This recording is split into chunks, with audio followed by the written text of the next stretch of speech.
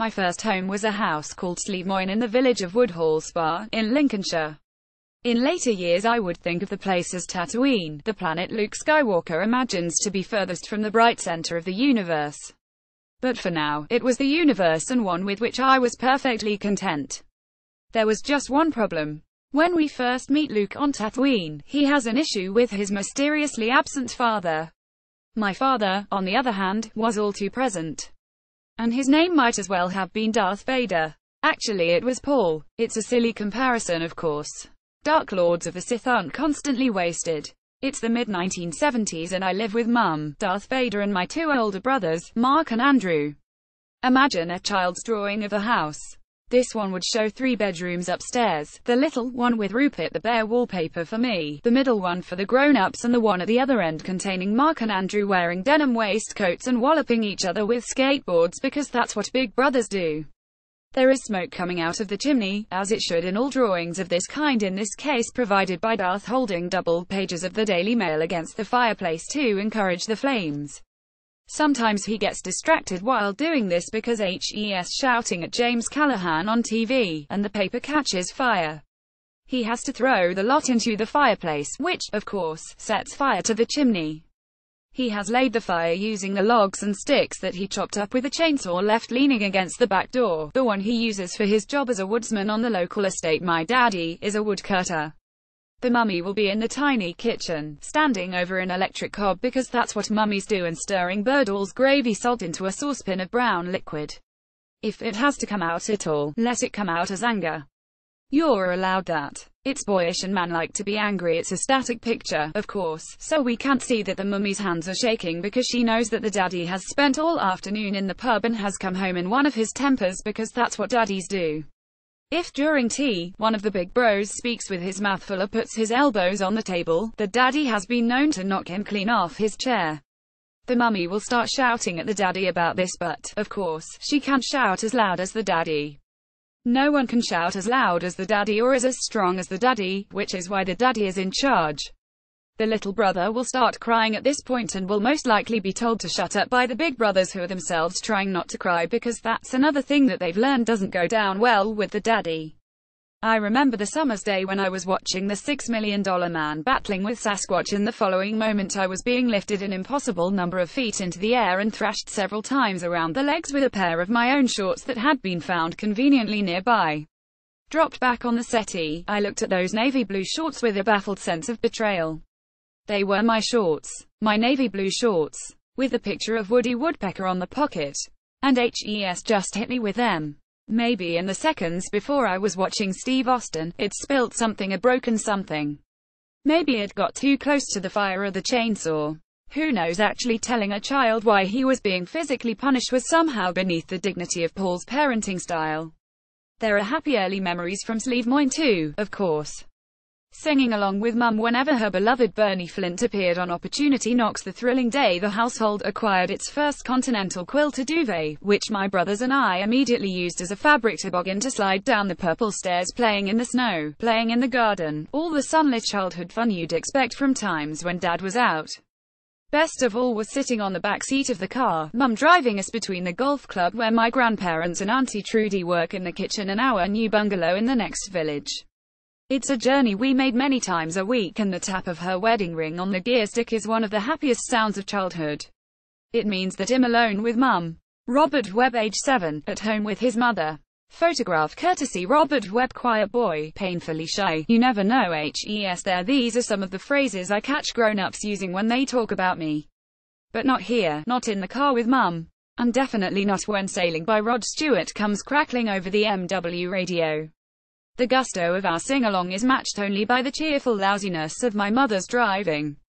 We are SAAAAILING tap, second gear. We are SAAAAILING tap, into third. Cross the WAAATER to the SEEEA tap, stall. As she tries to take a left turn, we assail, tap, handbrake, ignition. We are S, tap, ignition, choke, window wipers. To be NEEARU triumphant restart, cancel window wipers, tap, crunch into first. To be FREE I like it here. There are no men, and there are no other boys. I don't seem to be very good at being a boy and am afraid of men. One man in particular. To be fair, there were moments when he was affectionate. For example, if he was in a good mood he might crouch down in front of me, put his massive fist under my nose and say in a joke-threatening way, "Smell that and tremble." Boy, for years I wasn't quite sure what this phrase meant. Smell that and tremble. It was just a friendly noise that my dad made when he was trying to make me laugh. Oh, and I laughed all right. I mean, you wouldn't you, but in general, I'm afraid my memories of those first 5 years in that house tend towards the nature of a bad dream. To avoid real bad dreams, the trick was to make sure there was a gap in my bedroom curtains where the light could come in. But the real problem was not avoiding the nighttime imaginings but the daytime reality. Not the phantom, but the menace. And he was unavoidable. A classic of this sci-fi horror genre was the episode called Do an 8, Do a 2. This family favorite has me, aged 5, sat in the living room with a pencil and paper, being yelled at by Dad to do an 8, do a 2. It had come to his attention that I wasn't doing very well in my first year at primary school and that, in particular, I was unable to write the numbers 8 or 2. Actually, I could write an 8, but I did it by drawing 2 circles, a habit which Mrs. Morse of St Andrew's Church of England Primary School found to be lacking calligraphic rigor. Anyway, the rough transcript of Do an 8, Do a 2 goes like this: Dad, do an 8, do a 2. Mum, he's trying, there's no point shouting. Dad, just do an 8. 5-year-old, sobbing, does an 8 with 2 circles. Dad, not like that, do 8 proper. 1 5-year-old dribbles snot onto the paper and does some kind of weird triangle. Dad, what's that meant to be? Do an 8 Mark or a 2? 11-year-old Mark, desperate for any rare sign of approval from Dad, has joined in. Dad, why can't you do 1? Just do an 8 Mark or a 2 if you like. Robbie, why not do a 2? Probably. Mum takes 5-year-old on her lap. 5-year-old thinks it's over. Comedy pause, titters from the studio audience. Mum, try and do a 2, darling. 5-year-old freaks out. Then somehow manages a wobbly 2. Dad, do a 2. Mum, done a bloody 2. Dad, do another 1 Mark or an 8 dressed up as Zorro. You might be thinking this is nothing compared to your own experiences with a domestic hard case. Or maybe you're wondering how my mother put up with it for an instant.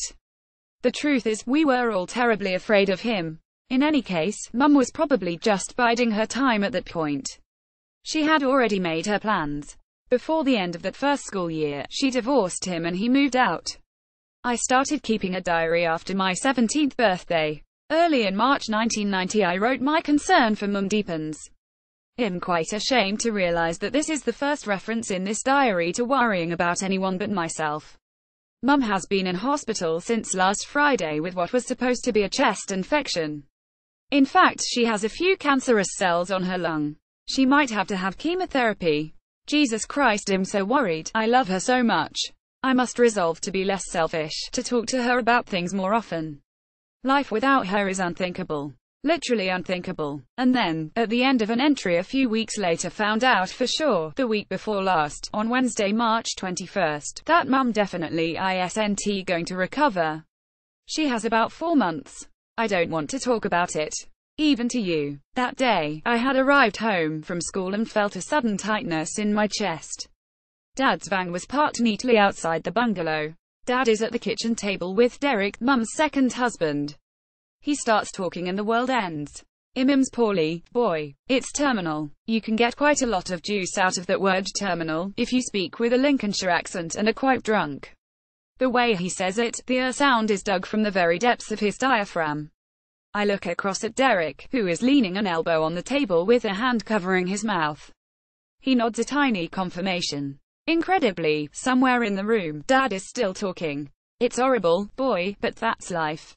Now, I don't know if you want to come and live with me or, he looks around the kitchen, I mean, you're probably going to need a cleaner, Derek, because, well, it's hard keeping a place clean. Derek nods. Josie, who cleans my house, she could probably come and do a couple of hours a week. Derek says, what does she charge? Like, well, I give her a $5, mate. Derek is alarmed by the prospect of paying Josie £5 and he's about to haggle, but stops because he's noticed him crying. I know, boy, Dad says, it's horrible. Here I am then, with Mum about to vanish, stuck here in the kitchen with the idiot brothers talking about Dad's cleaner.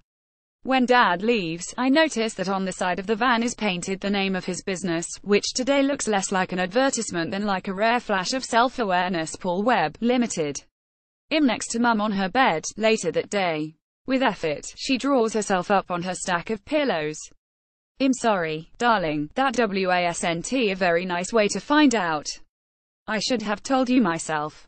School portrait aged 17, around the time of his mother's death. I make an ineffectual gesture to help with the pillows, but Im's scared of getting in her way. SHE's got Dallas on the portable telly with the sound turned low. Bobby Ewing is having a long meeting with assorted oil barons. Don't worry about me, I say. Her skin is a yellow-green now, and at the top of each breath there's a distant gurgle which gets closer by the week. All the signs that I chose not to see suddenly reveal themselves with pathetic eloquence. SHE's obviously dying. She says, now then, is there anything you want to ask me, or is there anything you want to say to me? I feel 1,000 future selves lean in to listen with interest. I rack my brain. There is no question up to the task and no statement either, apart from I love you, but I don't trust myself to say that without losing it. I don't want to do that. I'm her son and I want to be strong. So I say the thing that bothers me most about being 17 and me. I suppose, I mean, this isn't important.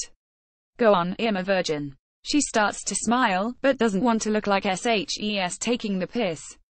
Also, smiling takes effort and SHE's working hard to talk. She says, I won't say I'm surprised, I won't say I'm not surprised.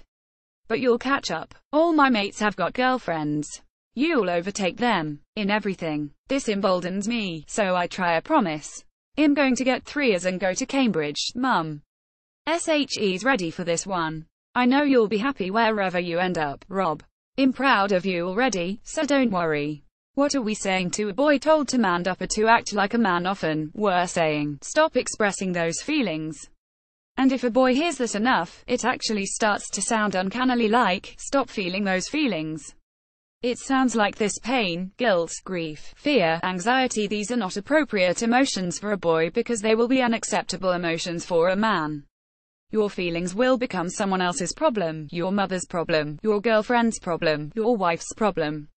If it has to come out at all, let it come out as anger.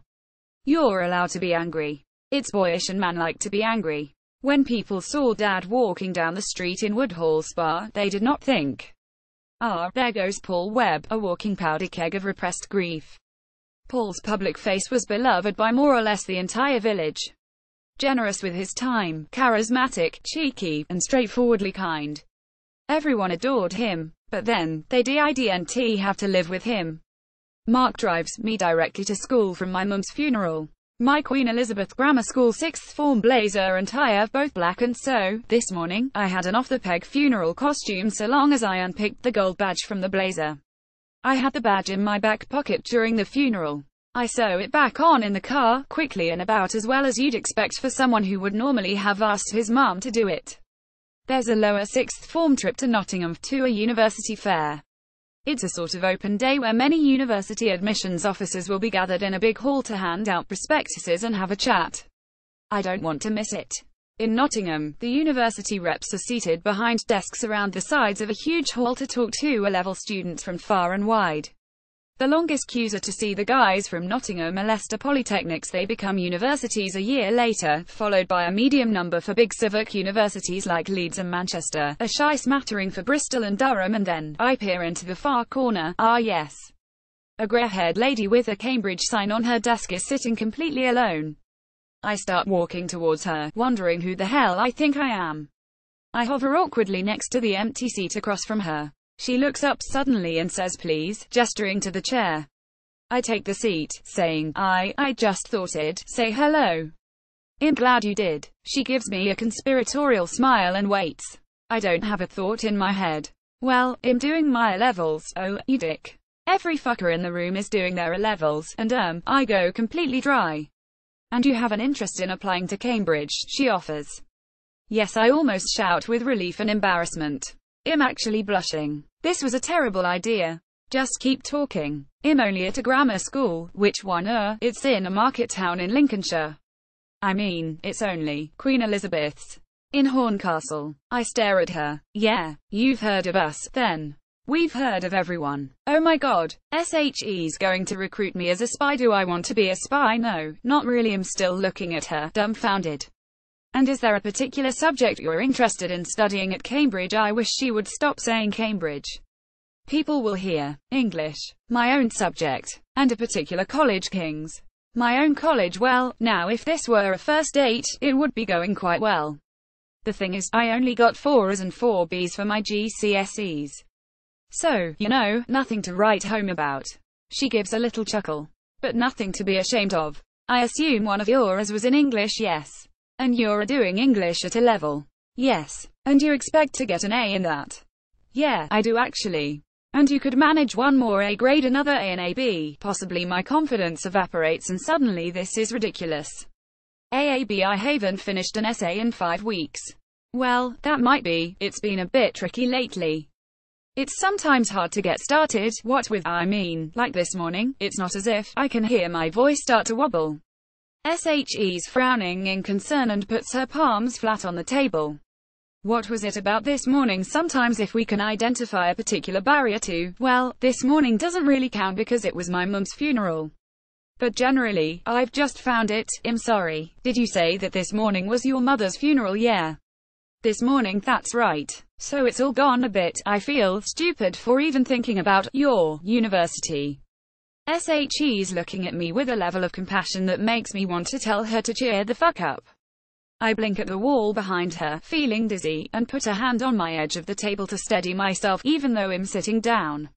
She says, I'm very sorry to hear that news. May I at least offer you some reassurance, Robert? Let me at least say this, Robert. I'm Catherine, by the way. You're sitting in the right chair, talking to the right person. It's not stupid in the slightest for you to think of us. Catherine talks briefly about open days and how I ought to come and have a look around at least 2 colleges. Then she reaches across and gives my hand a quick squeeze. Good luck. Back at school, I wait till no one else is in the form room and ask my English teacher, Mrs. Slater, if it's ridiculous for me to think of Cambridge. No, not ridiculous, she says quickly, and then, we've certainly sent dimmer people than you there. This is encouraging. Although, she adds thoughtfully, not for quite a while. Mark and Dad see a note on the bed, reading your BEDMAKERS name is Alison. Finally, little Lord Fauntleroy has staff. Dad, can we have a quick word? This is the first time I've actually asked to talk to him about anything. I got the offer of a place from Robinson College, Cambridge. But then my A-level grades didn't cut it. You know you said that I could come and live with you if, yes, well, if the offer's still open. Oh, yes mate, good old boy, you don't need to ask, Rob. It's your home, Rob. Good, it's just I've got to retake these exams and, you can have your old room, mate. Now, it's mucky as hell at the minute because I'm propagating marigolds in it, but I know exactly where to put them. When are you thinking of moving in? Well, I need to tell Derek. It's really only for a few months, what with these exams and Derek been driving you up the wall.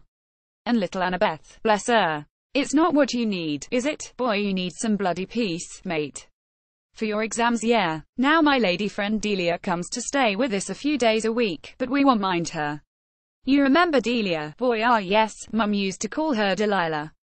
Yep, shall not bother you, mate, you do your own thing. I say, so we'll tell Derek tonight and Faps move in at the weekend. Righto, boy. I break the news to Derek that night and he makes it easier for me by saying all the wrong things.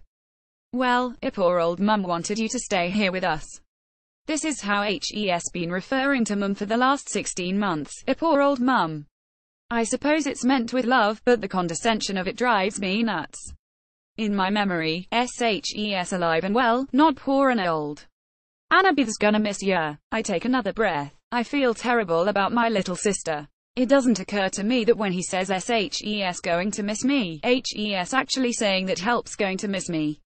If he liked me that much, why had he been so annoying? In fact, why is he being so annoying now? The priority now in the masculine mind of the boy who claims he doesn't like masculinity is to become angry with Derek. Obviously I'm still heartbroken about Mum, so I'm angry with Derek. I feel guilty about abandoning Annabeth, so I'm angry with Derek. I feel sorry for Derek, so I'm angry with Derek. There again, even if I noticed any of this, I wouldn't share it with Derek because I'm obviously afraid of upsetting Derek, which itself makes me angry with Derek. Now that I am a man, I have graduated to an advanced level of blaming other people for unwanted feelings. I say, I just need a change of scene. After another stretch of consistently failing to do any revision, and then pulling out of my November resits, I go home to tell Dad that I'm going to be living with him for another 7 months. Am I straight talking, short, concise sentences, fairly loud. He appreciates that. Dad, I haven't been very honest with you about the amount of work I've been doing. Righto, boy. I've actually done nothing. Okay. I found it really hard to concentrate. I don't know why, maybe just died, mate. He says it like it's the most obvious reason in the world, which it suddenly is. So much for my straight talking. I wasn't expecting this. I say, quietly, yeah, but that was over a year ago. It was yesterday, boy. Might as well have been yesterday. He's still grieving too. I had no idea. It's odd, Rob, what you're doing. I couldn't do it. I was a dead loss at school. Beaker says it's curtains for Cambridge. He looks up. What does that Wally know? Well, he knows quite a lot, but, we'll see. We will see, boy. We will. Curtains, he says. Bugger Beaker. Next year Dad is driving his Vauxhall Cavalier with Mark in the passenger seat. I'm crammed in the back, along with a massive suitcase and a new but artfully battered rucksack.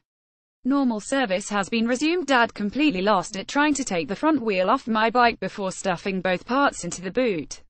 What do you think the bird situation will be like at Cambridge then, Bobs? Luckily, I've never called them birds out loud, so I won't have to adjust that bit of vocabulary.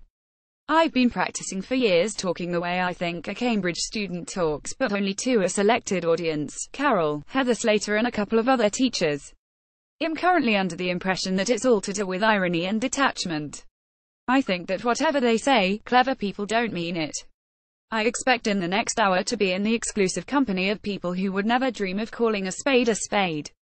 The very idea, surely, it's all going to be rather camp. And by the time we pass Huntingdon, my accent is finally in line with the geography of England. It was a good 4 years ago that I started to say castle instead of castle and AHP instead of oop. All the affectations are coming home, I think. To the place where they want the affectations anymore. No more pretending. We find my room at Robinson College and Mark and Dad nearly piss themselves when they see a note on the bed, reading your BEDMAKERS name is Alison. Finally, little Lord Fauntleroy has staff. I walk them back to the car. Mark now has business cards and he gives one to me. On the back, HES written, whatever the time, day or night, if you need me, give me a call. It occurs to me for the very first time that Help's worried about me being here on my own in this new place where he can't keep an eye out for me. I thank him, even though the guilty truth is that I've been at Robinson for 10 minutes and haven't felt safer or more at home since Mum died. Right then, boy, Dad says. See you at Christmas. Try not to get VD. Good luck with it all, me old beauty. HE's looking emotional too, but mainly HE's already annoyed about the drive home, as is poor Mark. We shake hands. They get in the Cavalier and I wave them off until the car is out of sight. It's a pity I'm wearing trainers because I have no heel to turn on. I turn anyway, put my hands in my pockets and saunter up the brick walkway of the main college gate. I didn't give Darth much of a battle. This will be different. I can stop worrying about how to be a boy. I can stop showing off about how not to be a boy. I'll just be myself. That shouldn't be too difficult, should it? The above is an edited extract from How Not to Be a Boy, published the 29th of August by Canongate, £16.99. To order a copy for £12.74, go to bookshop.theguardian.com or call 0330 333 6846. Free UK PP over £10, online orders only.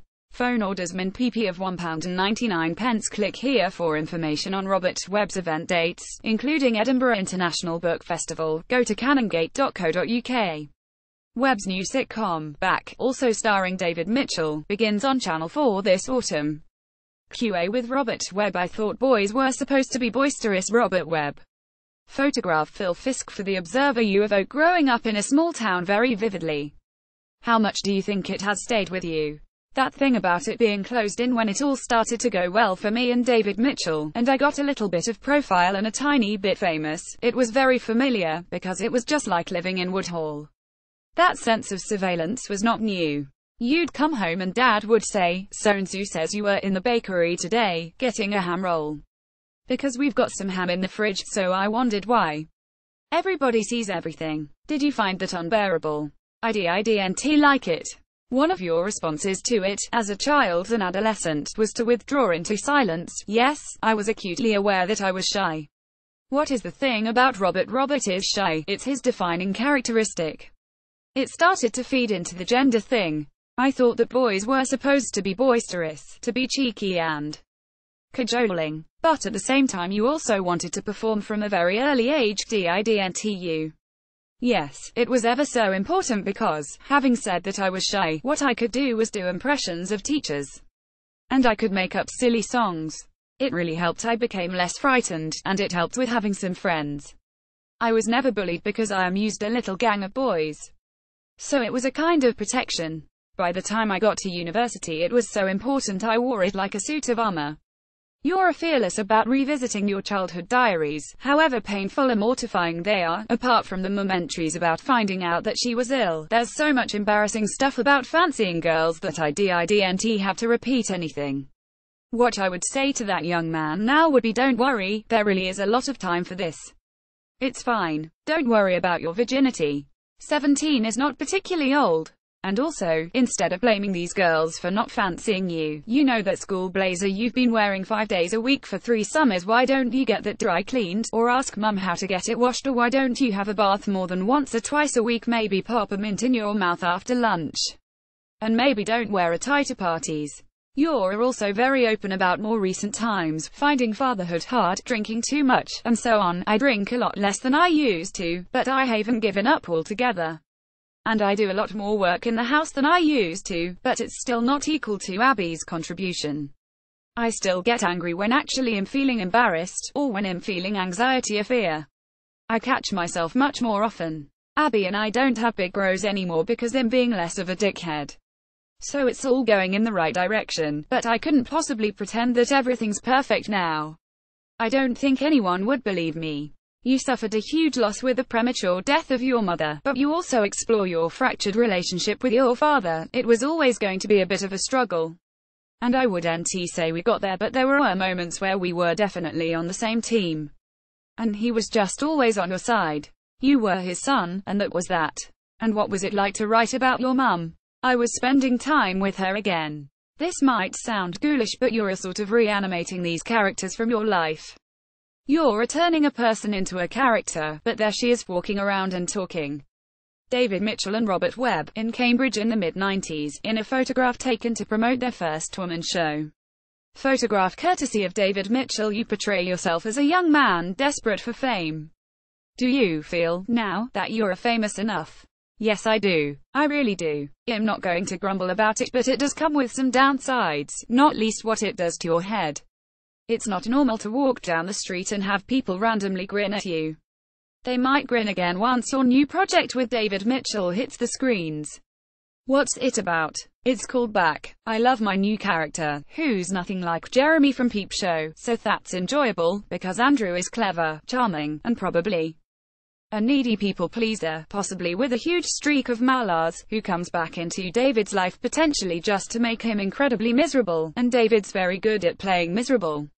Anything else on the horizon? I'm going to write a novel. It's 2 paragraphs long. So there's an idea. A good idea. Interview by Alex Clark.